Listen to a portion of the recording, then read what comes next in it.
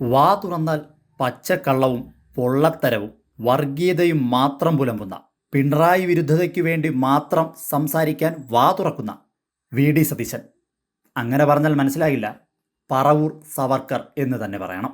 അപ്പോൾ നമ്മുടെ പ്രതിപക്ഷ നേതാവായ പറവൂർ സവർക്കർ ജമാഅത്തെ ഇസ്ലാമിയെ കെട്ടിപ്പിടിച്ച് മുത്തം കൊടുത്ത് കൂടെ നിർത്തുന്നതിൻ്റെ രാഷ്ട്രീയ ലക്ഷ്യങ്ങളൊക്കെ ഈ നാടിന് മനസ്സിലായി തുടങ്ങി. പക്ഷേ അവിടെയും പറവൂർ സവർക്കറിന് എട്ടിൻ്റെ പണിയാണ് കൂടെ നിന്നവർ തന്നെ കൊടുത്തത്. ആദ്യം തന്നെ ചങ്കിൻ്റെ ചങ്കായ പി.കെ. ഫിറോസ ജമാഅത്തെ ഇസ്ലാമിയുമായി യാതൊരുവിധ കൂട്ടുകെട്ടിനും തങ്ങൾ റെഡിയല്ല എന്ന് പറഞ്ഞുകൊണ്ട് വി.ഡി. സതീശൻ്റെ തലക്കിട്ടൊരു കൊട്ടുകൊടുത്തു.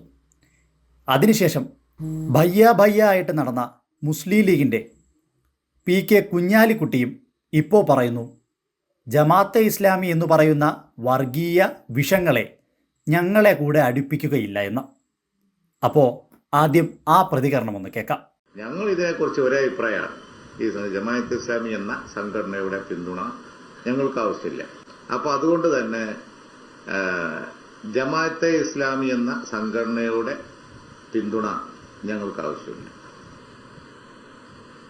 പിന്തുണ തരാതിരിക്കുന്നത് വലിയ ഗുണം ചെയ്യും.